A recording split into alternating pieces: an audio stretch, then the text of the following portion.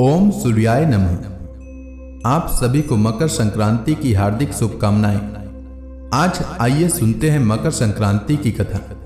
मकर संक्रांति के दिन मकर संक्रांति की कथा सुनने से सभी पापों का नाश हो जाता है और घर में धन धान्य की वृद्धि होती है। प्राचीन काल की बात है, जब सूर्य देव धनु राशि में भ्रमण करते थे तब पृथ्वी पर शीत ऋतु का प्रभाव अधिक रहता था। दिन छोटे और रातें लंबी होती थी।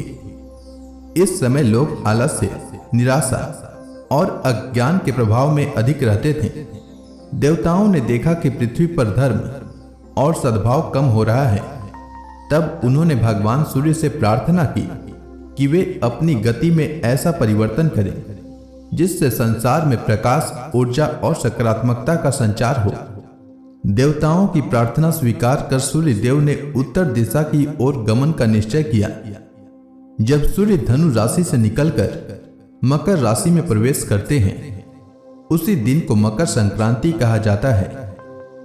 कथा के अनुसार इसी दिन सूर्य देव अपने पुत्र शनि देव से मिलने उनके लोक में गए थे। शनि देव न्याय के देवता माने जाते हैं और सूर्य देव के साथ उनके संबंध कठोर माने जाते हैं। सूर्य देव का अपने पुत्र के घर जाना यह संदेश देता है कि अहंकार त्याग कर संबंधों में मधुरता लानी चाहिए। तभी से मकर संक्रांति का पारिवारिक मेल मिलाप और सद्भाव का पर्व माना जाने लगा। महाभारत काल में भी इस दिन का विशेष महत्व है। भीष्म पितामह ने अपने शरीर का त्याग मकर संक्रांति के दिन ही किया था। उन्होंने उत्तरायण की प्रतीक्षा की क्योंकि इसे मोक्ष प्रदान करने वाला काल माना जाता है। इस कारण यह पर्व त्याग, तपस्या और आत्मशुद्धि का भी प्रतीक है। मकर संक्रांति पर गंगा स्नान, दान पुण्य और तिल गुड़ का सेवन करने की परंपरा है। तिल और गुड़ यह सिखाते हैं कि जीवन में मिठास और एकता बनाए रखें। पतंग उड़ाना भी इसी का संकेत है कि मनुष्य को ऊंचे विचारों के साथ आकाश की ओर उन्मुख होना चाहिए। इस प्रकार मकर संक्रांति हमें अंधकार से प्रकाश, निराशा से आशा और स्वार्थ से सेवा की ओर बढ़ाने की प्रेरणा देती है। आइए अब सुनते हैं मकर संक्रांति के दिन धर्मराज जी की कहानी। एक समय पृथ्वी लोक पर बब्रुवाहन नामक एक राजा हुआ करता था। उसके राज्य में किसी चीज की कमी नहीं थी। इसी राज्य में एक हरिदास नामक ब्राह्मण भी निवास करता था, जिसका विवाह गुणवती से हुआ था, जो कि बहुत ही धर्मवती एवं पतिव्रता महिला थी। गुणवती ने अपना पूरा जीवन सभी देवी देवताओं की उपासना में लगा दिया और वह सभी प्रकार के व्रत करती थी और दान धर्म भी किया करती थी। इसके अलावा अतिथि सेवा को वह अपना धर्म मानती थी। ऐसे ही ईश्वर की उपासना करते हुए वह वृद्ध हो गई। जब उसकी मृत्यु हुई तो धर्मराज के दूत उसे अपने साथ धर्मराजपुर ले गए। यमलोक में एक सुंदर सिंहासन पर यम धर्मराज विराजमान थे और उनके पास से चित्रगुप्त भी बैठे थे। चित्रगुप्त जब धर्मराज को प्राणियों का लेखा जोखा सुना रहे थे, तभी यमदूत गुणवती को लेकर पहुंचे। गुणवती यमराज को देखकर थोड़ी भयभीत हुई और मुंह नीचे करके खड़ी हो गई। फिर चित्रगुप्त ने गुणवती का ब्यौरा निकाला और उसके बारे में धर्मराज को बताया। धर्मराज ने गुणवती का पूरा ब्यौरा देखा और वे प्रसन्न हुए, लेकिन फिर भी उनके मुख पर थोड़ी सी उदासी भी छाई हुई थी। यह देखकर गुणवती ने पूछा, हे प्रभु, मैंने तो अपने जीवन काल में सारे सत्कर्म ही किए हैं, फिर भी आपके मुख पर उदासी छाई है। इसका कारण क्या है?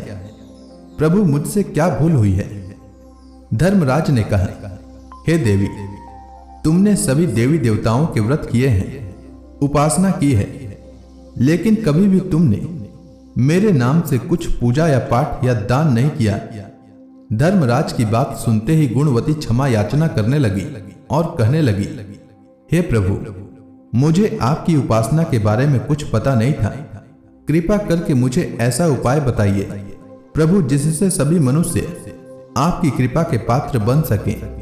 मैं आपके मुख से आपकी भक्ति का मार्ग सुनना चाहती हूँ और मेरी कामना है कि मृत्यु लोक पर वापस जाकर मैं आपकी भक्ति करूं और सभी लोगों को इस बारे में बताऊं। धर्मराज ने बताया, जिस दिन सूर्य देव उत्तरायण में प्रवेश करते हैं, यानी मकर संक्रांति के दिन मेरी पूजा शुरू करनी चाहिए और उस दिन से लेकर पूरे 1 साल तक मेरी पूजा करते हुए यह कथा सुननी चाहिए। साथ ही मेरी पूजा करने वाले व्यक्ति को धर्म के इस 10 नियमों का पालन अवश्य करना चाहिए। पहला नियम, धीरज रखना या संतुष्ट रहना। दूसरा नियम, अपने मन को वश में रखना और सभी को क्षमा करना। तीसरा नियम, किसी प्रकार का दुष्कर्म नहीं करना। चौथा नियम, मानसिक और शारीरिक शुद्धि का ध्यान रखना। पांचवा नियम, अपनी इंद्रियों को वश में रखना। छठा नियम, बुरे विचारों को अपने मन में न लाना। सातवां नियम, पूजा पाठ और दान पुण्य करना। आठवां नियम, व्रत करना और व्रत की कहानी सुनना। नौवां नियम, सच बोलना और सभी से अच्छा और सच्चा व्यवहार करना। और 10वां नियम, क्रोध न करना। धर्म के इन सभी लक्षणों का पालन करते हुए 1 साल तक मेरी कथा नियम से सुने, दान पुण्य और परोपकार के काम करें और अगली मकर संक्रांति पर इस व्रत का उद्यापन करें। इसके बाद मेरी एक मूर्ति बनाकर विधि विधान से प्राण प्रतिष्ठा करवाकर हवन पूजन करें और साथ ही चित्रगुप्त की भी पूजा करें और काले तिल के लड्डू का भोग लगाएं। इसके बाद ब्राह्मण भोज करवाएं। वह बांस की टोकरी में 5 सेर अनाज का दान करें। साथ ही किसी जरूरतमंद को गद्दा, तकिया, कंबल, छप्पन, लोटा व वस्त्र आदि का दान करें। संभव हो तो गौ दान करें। धर्मराज से व्रत की पूरी कथा सुनकर गुणवती ने पुनः धर्मराज से प्रार्थना की कि हे प्रभु, मुझे फिर से मृत्यु लोक में जाने दीजिए, जिससे मैं आपका व्रत कर सकूं, साथ ही इस व्रत का प्रचार भी लोगों में कर सकूं। इस पर यमराज ने गुणवती को मृत्यु लोक पर फिर से जाने दिया। पृथ्वी पर वापस आकर गुणवती ने धर्मराज द्वारा बताए गए व्रत के बारे में अपने पति देव को बताया। मकर संक्रांति आते ही गुणवती और उसके पति ने यह व्रत शुरू कर दिया। इसी व्रत के प्रभाव से उन पर धर्मराज की कृपा हुई और उन्हें मोक्ष की प्राप्ति हुई। तो प्रेम से बोलिए धर्मराज भगवान की जय।